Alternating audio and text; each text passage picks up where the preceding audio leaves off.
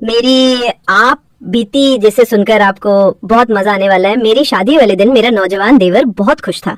मैंने हमेशा उसे अपना छोटा भाई समझा था और वो भी मुझे भाभी माँ कहकर पुकारता था।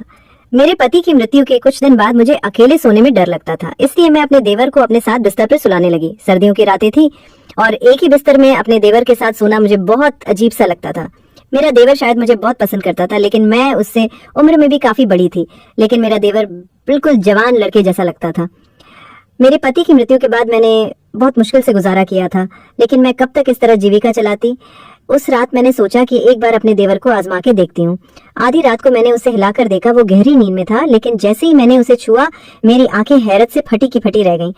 मेरे पति की मृत्यु को अभी 2 दिन ही हुए थे। मेरे घर में मेरे सास ससुर और नंदी भी नहीं थी। मेरे पति का इस दुनिया में अपने छोटे भाई के अलावा और कोई नहीं था। रोहन की उम्र भी ठीक थी, वो मुझसे छोटा था।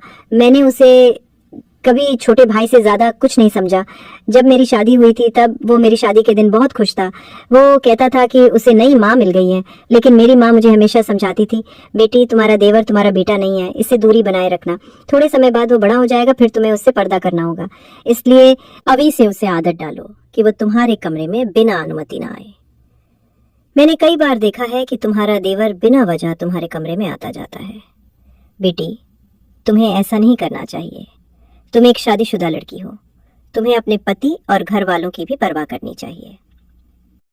मैं अपनी माँ की बात सुनती तो मुझे लगता कि वो रोहन के बारे में गलत सोचती हैं, इसलिए मैं उनकी बातों पर नाराज हो जाती थी। लेकिन जब मैं बेसहारा हो गई, मेरे पति इस दुनिया से चले गए, तो मेरी आंखों से आंसू बह रहे थे। मैं सोच भी नहीं सकती थी कि वो मुझे अपने भाई के साथ छोड़कर चले जाएंगे।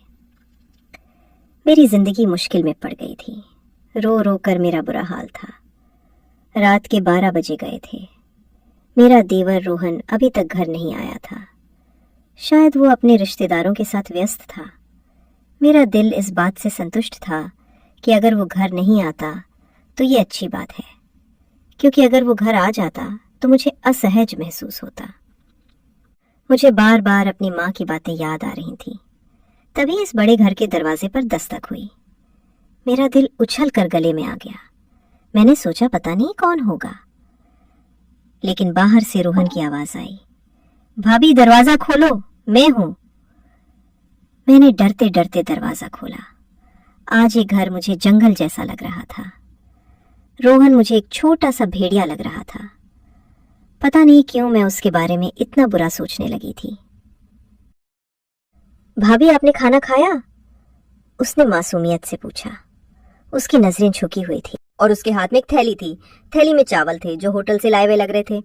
उसने एक प्लेट में चावल डाले और मेरे सामने रख दिए। भाभी मुझे खाना बनाना नहीं आता, मैं आपके लिए बाहर से खाना लाया हूँ, आप खा लीजिए वरना आप भूखे मर जाएंगे। मैं अपने भाई के बाद अपनी माँ को नहीं खोना चाहता। रोहन की आंखों में भी आंसू थे। वो मुझे माँ कह रहा था, लेकिन मेरी थी भाभी। आपको चिंता करने की जरूरत नहीं है, मैं आपका सहारा बनूंगा, आप इस घर से कभी मत। माँ की बातें मेरे दिमाग से नहीं निकल रही। जाना, वो बहुत भावुक बातें कर रहा था, लेकिन मेरे मन में कई आशंकाएं घूम रही थी। फिर उसने एक अजीब बात कही, भाभी आप इस कमरे में सो जाइए, दूसरा कमरा तो छत के पास है। मुझे लगता है कि आपको छत वाले कमरे में नहीं रहना चाहिए। अब तो सबको पता है कि हमारे घर में भाई की मृत्यु हो गई है, कोई भी बुरी नीयत से हमारे घर आ सकता है। मैं हैरान थी कि रोहन इतनी छोटी उम्र में ऐसी बातें क्यों कर रहा है। क्या किसी ने उसे कुछ कहा था? लेकिन उसकी बातें मुझे ठीक लगी। मैं उसके कमरे में चली गई। रोहन का कमरा दूसरी तरफ था, जबकि मैं और मेरे पति छत के पास वाले कमरे में रहते थे। मुझे बहुत अजीब लग रहा था। आज पहली बार मैं अपने कमरे के अलावा किसी और के कमरे में आई थी, लेकिन जो कुछ मैंने रोहन के कमरे में देखा उसने मेरी आंखें फटी की फटी रहने पर मजबूर कर दी। कमरे का दरवाजा बंद करते ही मेरी नज़र एक ऐसी चीज़ पर पड़ी जिसने मेरे होश उड़ा दिए। वैसे तो वो जवान लगता था, लेकिन मेरी माँ की बात सही थी। रोहन जो कुछ कह रहा था वो एक बड़ा और समझदार आदमी ही कह सकता था। उसके कमरे में मेरा जेवर देखकर मेरा दिल खटक उठा था। ये सब रोहन के हाथ कैसे लग गया? ये बहुत मैंने उसे तालों में छुपा कर रखा था। लेकिन अजीब बात थी, मैंने सोचा कि सुबह होते ही मैं उससे इस बारे में सवाल करूंगी, लेकिन उस वक्त मुझे बहुत नींद आ रही थी। मैंने और सोने की तैयारी करने लगी। पता नहीं क्यों मुझे बहुत नींद आ रही थी। हालांकि पिछले 2 दिनों से मुझे नींद नहीं आई थी।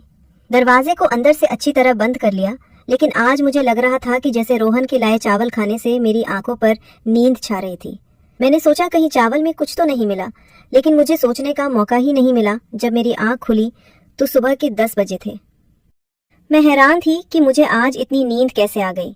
पिछले 2 दिनों से मुझे बिल्कुल नींद नहीं आई थी, लेकिन आज चावल खाने के बाद मेरी आंखें ऐसी बंद हुई जैसे किसी को शराब पिला दी हो।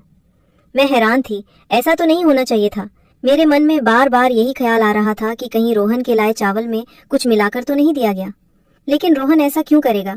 मैं आंखें मलते हुए बाहर आई तो देखा कि रोहन किचन में चाय बना रहा था। उसे देखकर मुझे बहुत बुरा लग रहा था। भाभी, आप सो गई थी, आपको अच्छी नींद आई ना?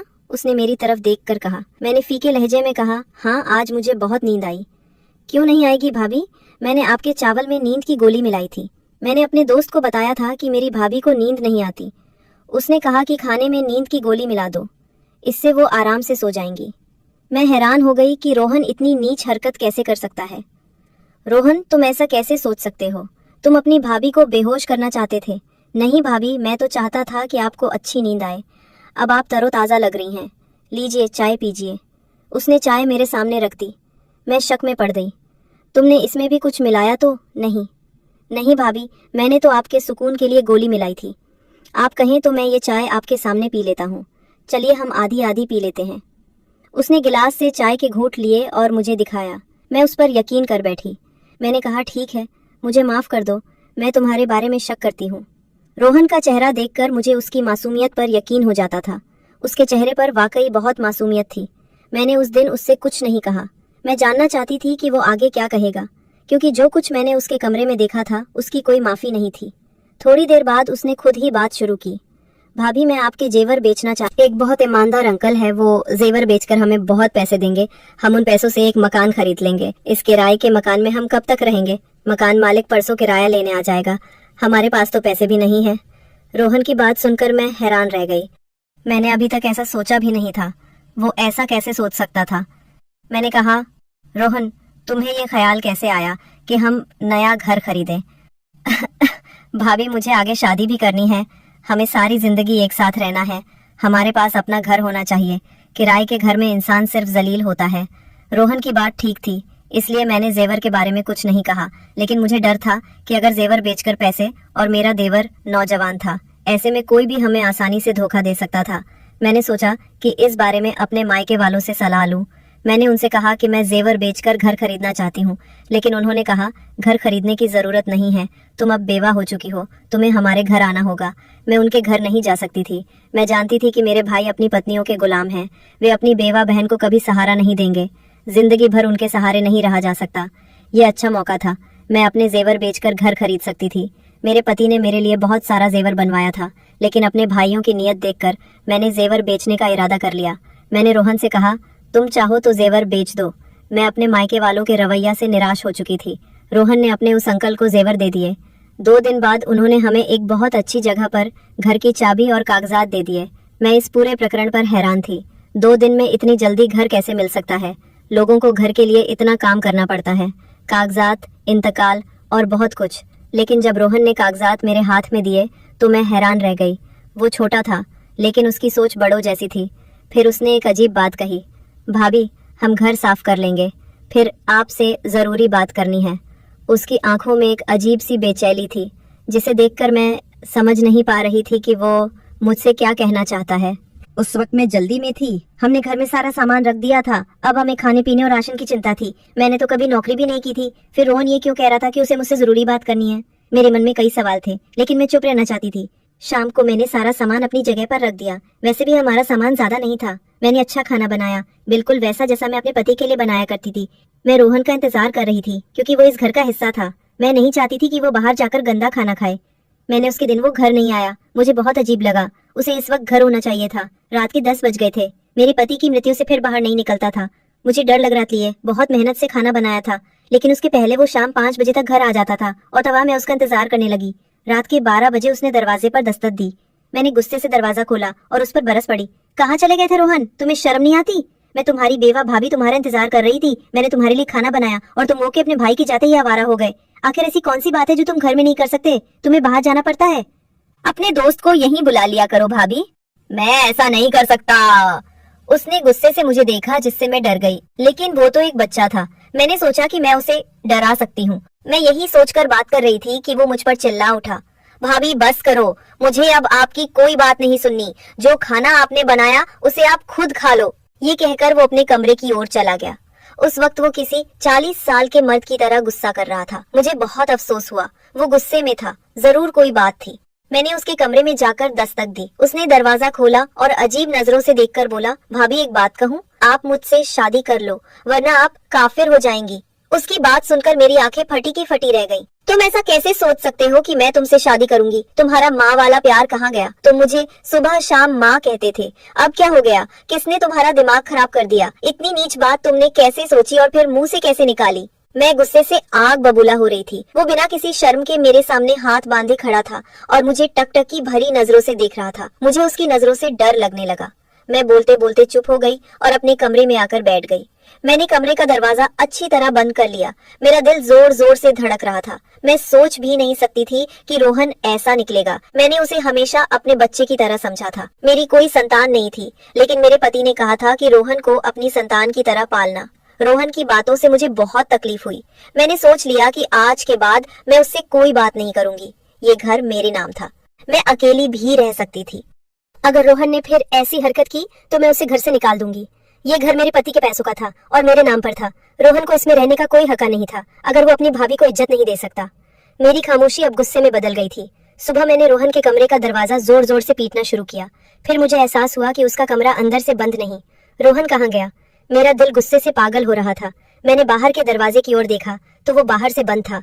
इसका मतलब रोहन मुझे घर में कैद करके चला गया था। मुझे उससे नफरत होने लगी। इतनी छोटी उम्र में ऐसी हरकतें। मैंने दरवाजा खोला तो कमरा खाली था। मैंने अपने मायके जाने का फैसला कर लिया, लेकिन फिर याद आया कि मैं इद्दत में हूँ। बार बार घर से निकलना ठीक नहीं। मैं बेबस होकर बैठ गई। मेरे पति की मृत्यु को 1 महीना हो चुका था। इस 1 महीने में रोहन कितना बदल गया था। मैं सोच रही थी कि अगर भगवान ने मुझे संतान दी होती तो मैं रोहन के सहारे ना होती। मैं अपनी संतान के सहारे जी लेती। लेकिन अब मैं उसे क्या कहूँ?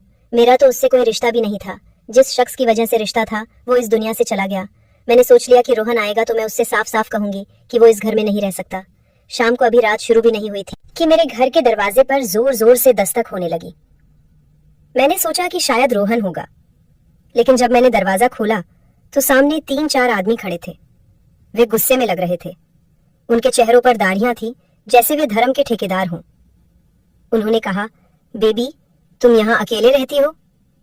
मैंने कहा, हाँ मैं अकेली रहती हूँ। वे बोले, झूठ बोल रही हो, तुम्हारा देवर भी तुम्हारे साथ रहता है।